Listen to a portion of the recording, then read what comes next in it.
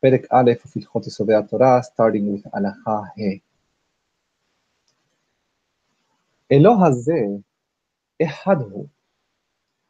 אינו לא שניים ולא יתר על שניים אלא אחד. This being whom we just introduced, we just know he's Eloah. He's the Lord, he's the authority. He's only one. He's not two, and he's not more than two. In other words, it's not that he's one in the same sense that, I have one finger here. No, he's one in a very specific sense. And we are only going to use language being aware of its limitations. God is one in the sense that he's not two, and he's not more than two. And this is true, by the way, for language generally. Harambam believed very strongly that language is only helpful for us to rule out things that are not within the definition. There is very little, if anything at all, that we can say about God. As we said before, he's not of this reality. There is nothing that we can use from this reality to describe him. So even when we use the word one, we are using the word one to say what he's not. He's one in the sense that he's not two, and in the sense that he's not more than two. Ella ehad, rather he's one, she'en keihudo ehad min ha'achadim haninsa'im ba'olam. His oneness is not like the oneness of anything, any other creature that there is in the world. What does it mean? Lo ehad kamin shehu cholel achadim harbe. You can have, let's take this mug. This mug is one, right? There's only one mug here. However, if I look into this mug, I can split this mug, I can divide this mug into several parts. I can split it into its handle, the mug itself, I can say the inside and the outside, I can split it into parts. If I break it, I can split it into molecules. Whatever it might be, any object is divisible. So it might be one, but it's a one that is composed, that comprises many other ones within it. And this is not the kind of oneness we want to refer to when we talk about God. God doesn't have parts. God does not have aspects to him. God does not have 3 aspects, like the Christians say. God does not have 10 aspects to him. He doesn't have things that make him. It's not, God is not a mug. He doesn't have parts. Even though we use the word one to refer to this mug, the word one has its limitations because the word one can be used for things that have many things that comprise it. ולא אחד כגוף שהוא נחלק למחלקות ולקצוות. God is also not one like any other physical thing that by being physical, by definition, it's divisible into mahlakot, into divisions, v'ktsavot, and corners or angles. So let me give you another example. Let's say that this wasn't a mug. Let's say that that we were in outer space. I want you to right now delete all of existence, the stars, the galaxies, Earth, everything is swallowed by this one huge black hole that then disappears. And the only thing that there is left is 1 cubic foot, 1 foot by 1 foot by 1 foot of totally empty space. Now, can you call this cubic foot of space? Can you say that this is one like God is one? Well, even if you take empty space, 1 cubic foot of empty space, you can still divide it. You can say the first half foot, the latter half foot, etc. It has mahalakot v'ktsavot just by being physical. By being physical, by definition, it means that it's divisible. Physical things are divisible. Ella yihud she'en yihud aher kemoto ba'olam. Rather, God's oneness is the kind of oneness that has no parallel in the universe. And now we are going to prove it. This is the proof now for God's oneness. And Harambam believed that every time we say Shema Yisrael, Adonai Eloheinu, Adonai Echad, and we make the Echad longer, that's to give us time to go through this proof, to prove it to ourselves that God can be only one. By the way, this has, and we'll touch upon this very, very briefly afterwards, this has very practical social consequences. The fact that God is one and he's not one, it's not only a philosophical point. This has practical consequences. הלכה ו' אילו היו האלוהות הרבה, היו גופים וגוויות. So we have to start by proving what's not the case, okay? If there were more than one gods, if there were more than one Elohim, one of those primary beings, by necessity, they'd be physical. Why is that? מפני שאין הנמנים השווים במציאותן נפרדים זה מזה, אלא במאורעין שיארעו הגופות והגוויות. Because the only thing that makes this mug different than this book, that permits me to count them, nimnin means counted, countable things that belong in the same reality, like this mug and this book, they belong to the same reality. They are in this physical universe.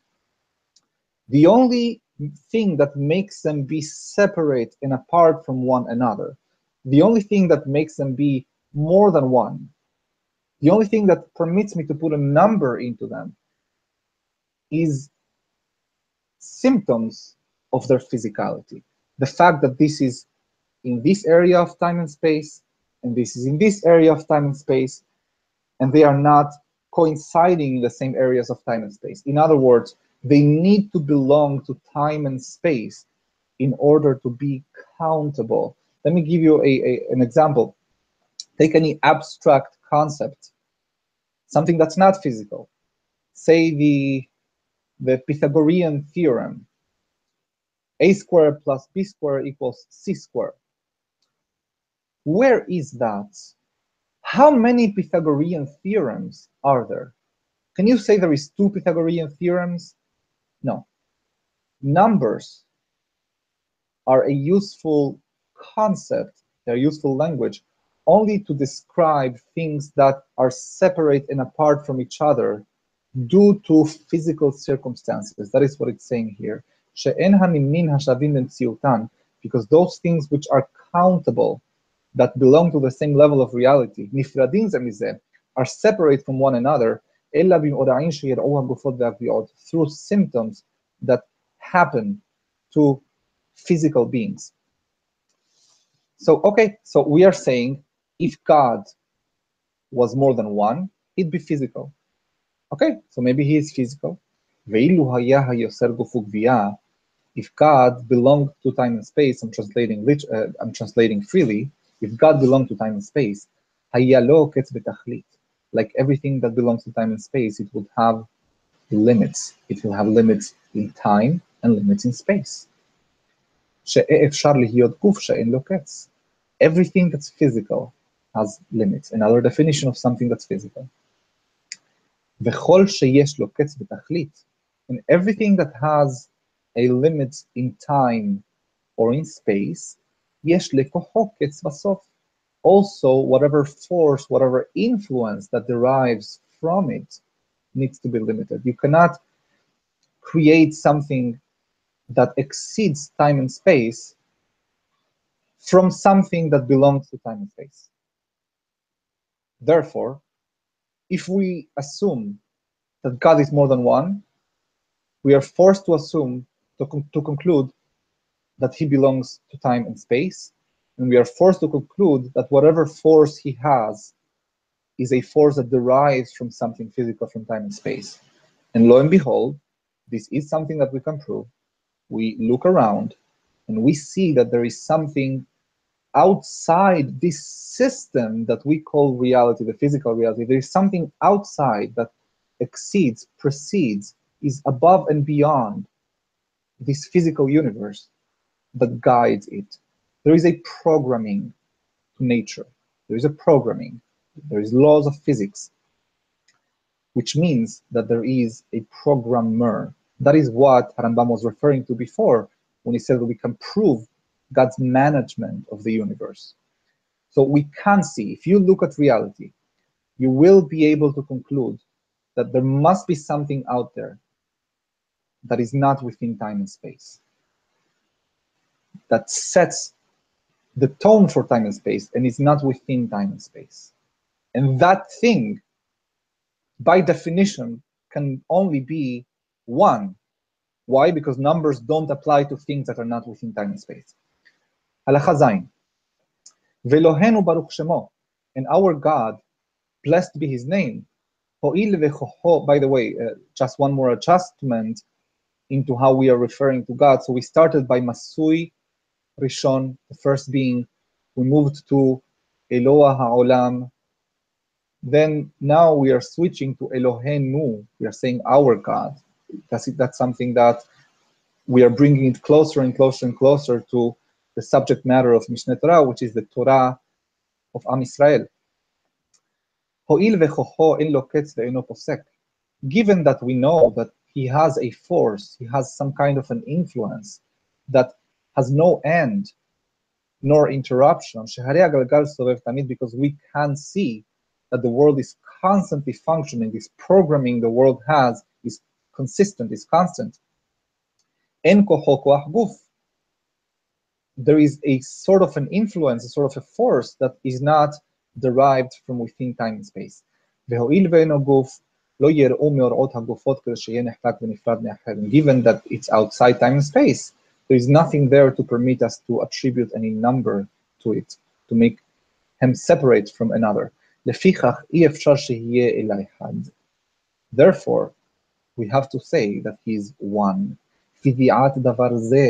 And being aware of this thing, Misvat Aseh also is a positive commandment. Shene'emar, as it's said in the Torah, we say this twice or three times a day. Adonai Elohenu, Adonai Ehad. By the way, Adonai Elohenu, God is our Elohim, is the beginning of what we said before. Eloah Zeh Ehadhu is another pasuk in which we express the same thing that is said by Anochi Adonai Elohecha, Adonai Elohenu. And Adonai Ehad, God is one. What we should think when we say this is proving it to ourselves that God is not physical. Therefore, numbers don't make sense in his reality. I think that the reason Rambam switched suddenly to Elohenu in Halacha Zayin is to conform the language of this pasuk, Adonai Elohenu, Adonai Ehad. Halacha Het. Now that we said the statement, we explain how things are, Rambam is going to, like he did before, prove that this is indeed what the Torah says. Shene'emar, ki Adonai Elohechem hu ha'Elohim b'shamayim mima'al ve'al ha'aretz mitachat. In Devarim, Moshe Rabbeinu tells Am Yisrael in the Torah, for Hashem your Lord, he is ha'Elohim. B'shamayim mima'al, he is on the heavens and above, ve'al ha'aretz mitachat, and on the earth and beneath, or from and on the earth.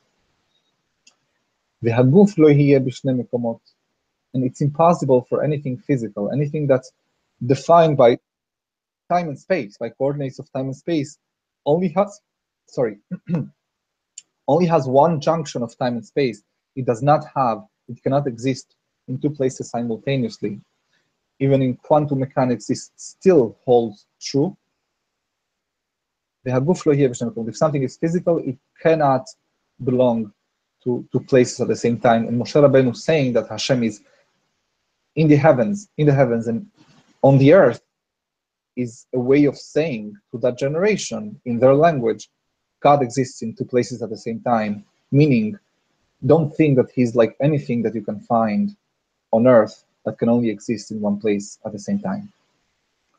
Ve'ne'emar, ki lo reitem kol temunah. Also Moshe Rabbeinu says to Am Yisrael, you have not seen any representation of God.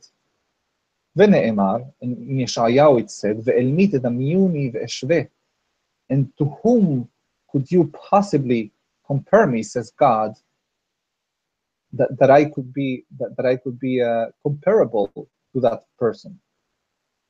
ואילו היה גוף, and if God were physical, היה דומה לשאר גופים. All physical things have at least one thing in common. They all are physical. So if God is saying, I am not comparable to anything, he's saying also, I'm not physical. Because if he were physical, he would be comparable. And now I think this is the main point Harambam wanted to express in this chapter. Halakha Tet, Yod, Yod Aleph, and so on and so forth. If this is the case, that God is not physical, God is only one, the Torah agrees to it. What are all of these instances in the Torah where we hear of expressions, of statements about God that imply as though he is physical? It says, and under his feet, in Shemot, Ketubim be'etzba Elohim, that the tablets, the luchot, were written through the finger of God. Yad Hashem, the hand of Hashem, which is found in several places. Aynei Hashem, the eyes of Hashem. Oznei Hashem, the ears of Hashem. V'chayose b'devarim halalu, and statements of this sort. What is this? What is the Torah saying? So now comes one of the most important rules in learning Torah. Hakol lefi da'atan shel bnei adam. The Torah was not written from the point of view of God and expressing his truth and his level of reality. The Torah is not a book expressing truth. The Torah is a book that communicates with mankind. The Torah is a book that is meant to be processed and understood by mankind. And it's written, therefore, in the language of mankind, using words that mankind understands, and even using concepts that at first glance are misleading. Of course, you can read beyond these concepts and understand what truly the idea is supposed to be. But at first glance, this is the way humans speak. And the Torah is using this language to refer to Borei Olam. And by the way, it could not be any other way. As we said before, anything that is said by definition is wrong. Anything that can be said with language is by definition inapplicable to God. Language comes to describe this reality. God does not belong to this reality. Therefore, anything I can say from this reality will not apply to God. Everything is according to the mind and the understanding of humans. The only thing we can relate to, the only thing we have language to describe is physicality, physical things. And as Chachamim say, the Torah has spoken, the Torah expresses itself in the language of man. And everything we have to understand are kinuim, very important term. Everything is kinui. The best word to describe kinui would be a, if you want, you can say metaphor, a parable, a functional term. It's a functional term that comes to express a certain function expressed by the same term. For example, if I say the eyes of God, I'm trying to describe the fact that God is supervising, like we'd say the eyes of somebody. כמו שנאמר, and Harambam is going to prove it, it said in Ha'azinu, Imshannoti barak harbi. God is describing the way he takes revenge of the enemies of Israel, and he says, I'm going to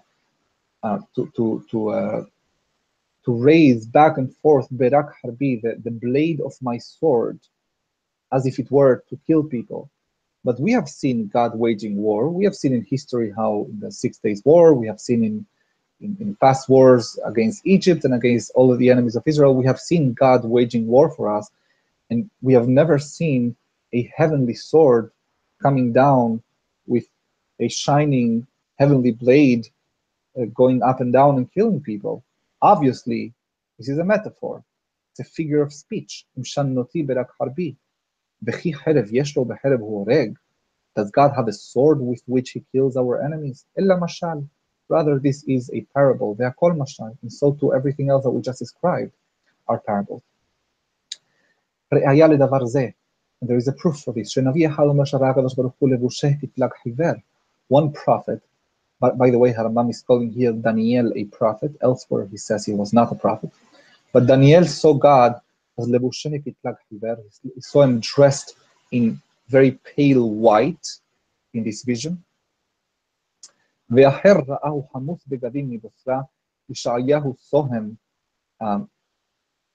dressed חמוס בגדים מבשרה. We saw him with dressed with clothing as red as the vinegar that comes from the wine. ומשה רבנו עצמו ראהו על הים כגיבור עושה מלחמה. Moshe Rabbeinu himself saw him in two ways. Once on the ocean, he saw him in the form, in this vision, he saw him as a warrior. ובסיני כשליח ציבור עטוף. At Har Sinai, he saw him as somebody who is praying. So which is it? And by the way, this is very important. An imaginary God, a deity, that is a figment of your imagination, that is a projection, will always look the same, will always look the same. Think of all the representations of Jesus you can think of. It's always the same exact thing, the same tunic, the same hair, the same everything, because it's supposed to represent the same figment of imagination. When something is more dynamic, like these representations in the prophecies of these prophets, it tells you that it's not the prophet that's generating it.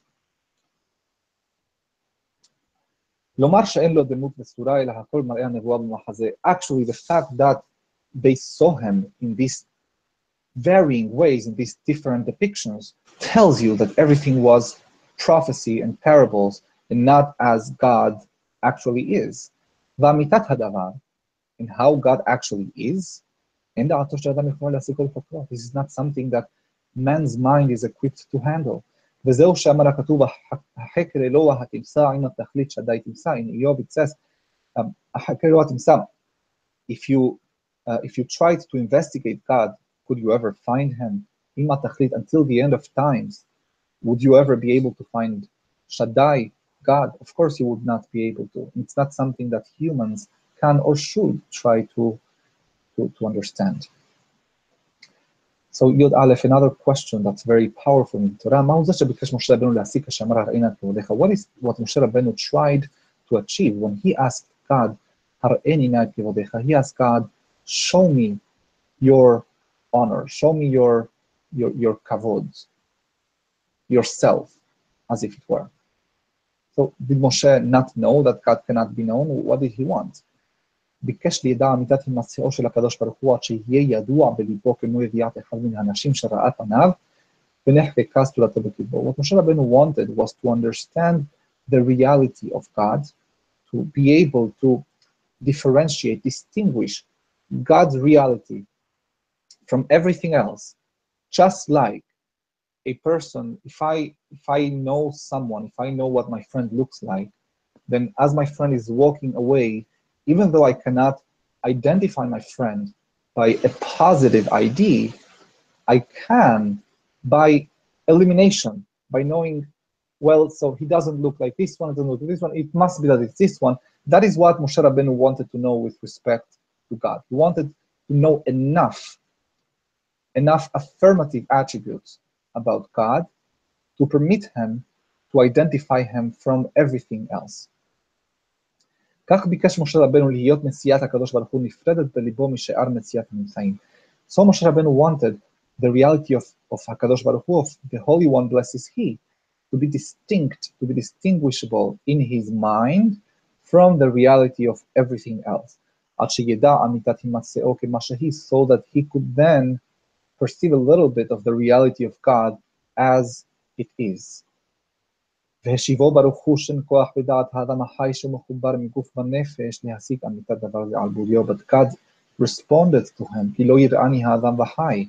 He told him, a human being, while he is alive, while we think through neural connections, through time and space, things that belong to time and space. We cannot comprehend something that is outside. We cannot comprehend God's existence as it is. But, Yodbet, there was a compromise. God told Moshe Rabbeinu things that nobody before him knew, nor will know after him. So he was able, Moshe Rabbeinu's objective, what he wanted was to be able to distinguish God from everyone else by knowing something about God. God told him, that's impossible, but I'm going to teach you something about everything else. Not about me, but about everything else. So that now Moshe Rabbeinu was able to differentiate between God and everything else.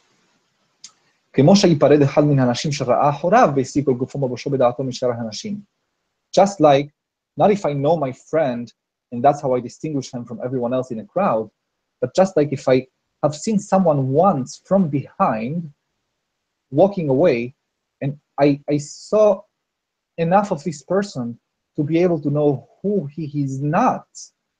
That's how much Moshe Rabbeinu knew from God. Of course, this is very, very, very, very profound. This is a very profound issue, and we are not delving any deeply into it. I'm just translating what Rambam is saying. But in very simple terms, what Moshe Rabbeinu was taught, was shown by God, was the rest of creation.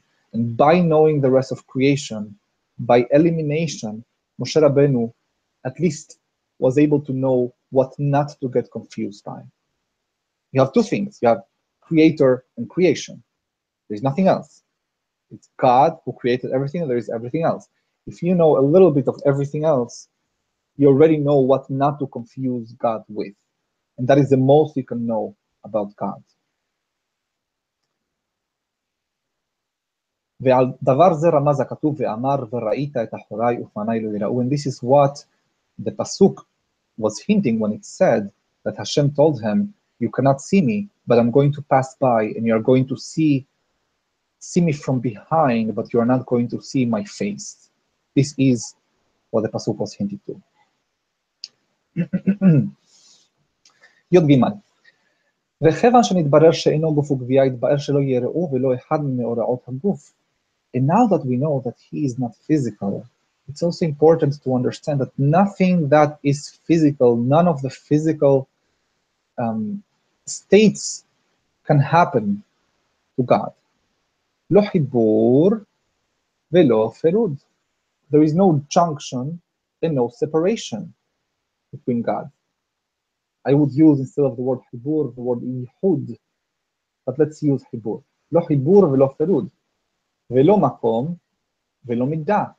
There is no, איה מקום כבודו להעריצו, right? There is no place to God. Where is God? You cannot ask the word where about something that is not physical. And if you want to make this more intuitive to you, ask yourself, where is the Pythagorean theorem? Where is it? Where is it? Where is only a question that can be asked for something that has coordinates of time and space. Velo midah, he doesn't have a size. God is not big, it's not small. Size only applies. Physical being. Velo aliyah, velo yeridah, God does not go up, does not go down. Up and down are physical terms. Velo yamin, velo simol, he doesn't have a right side or a left side. Again, physical terms. Lo panim velo achor, the very same terms we use in the halakha prior. The front and back. God does not have front and back. And as we said, when the Torah uses these terms, it's trying to signify something else, normally something very deep. Velo yeshiva, velo amidah. He doesn't have any sitting or any standing. Ve'eno masui bazeman ad shehiye lo reshit ba'acharit u'minyan shanim. He's also not within time, so that we say, when is God? Since when does God exist? Until when does God exist? Those are time questions. He doesn't have a beginning, doesn't have an end, doesn't have a number of years. His time is not coordinated with us. Like, what did God do before? What did he do after? Before and after are also terms of time. Ve'eno mishtaneh, he has no change. Change is a function of time and space. She'en lo davar she'igrom lo shinui.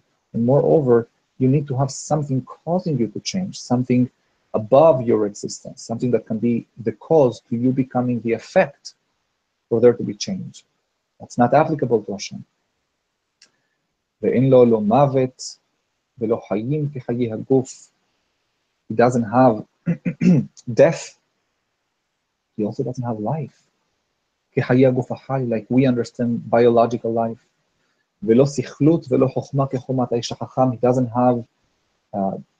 doesn't have a lack of intelligence or intelligence, like the intelligence of a smart human being. ולא שינה ולא עקיצה.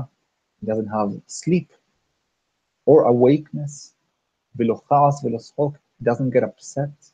He doesn't get happy. ולא שמחה ולא עצבות. Doesn't get sad. Doesn't get joyful, joyous. ולא שתיקה ולא דיבור. He doesn't have silence or speech. When we say that Hashem speaks, we are not saying that Hashem speaks like we speak. This is also a physical term. כדיבור האדם, like humans speak. כך אמרו חכמים. This is what חכמים say.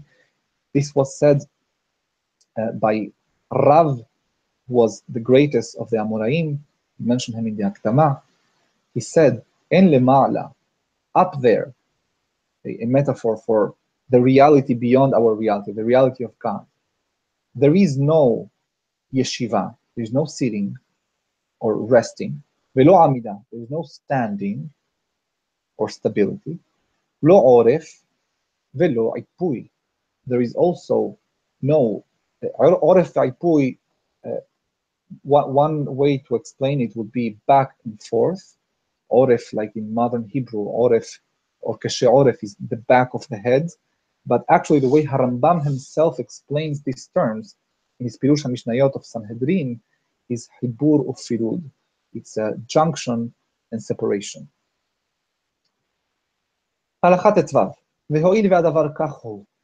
And since things are the way we describe them, כל הדברים הללו וכיוצא בהם שנאמרו בתורה ובדברי הנביאים, all of the statements that imply the opposite in the Torah and in the Nevi'im, הכל משל ומליצה הם. It's all the figures of speech and parables. כמו שנאמר, יושב בשמיים משחק, like it says in Tehillim, the second chapter, the one who sits in the heavens is laughing.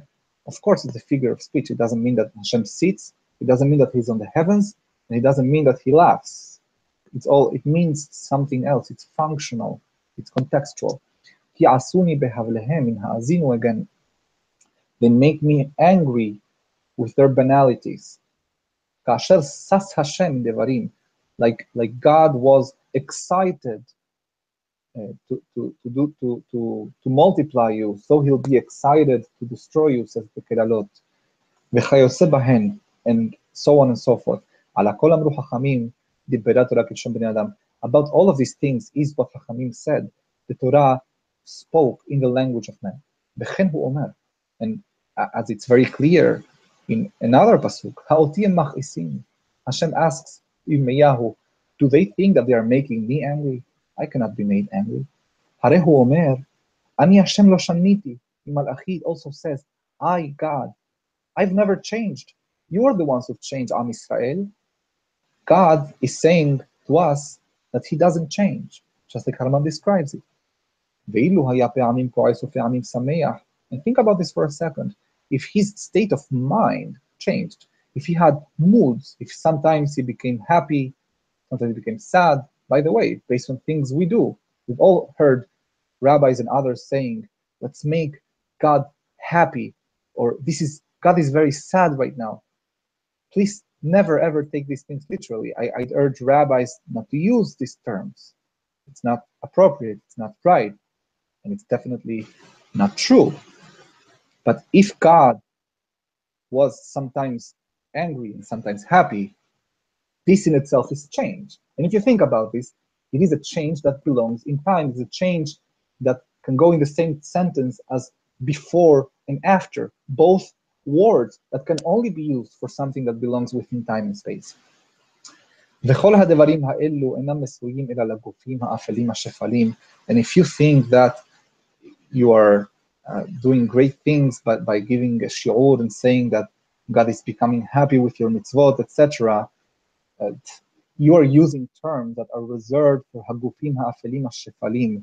They are reserved for very dark, lowly bodies like ours.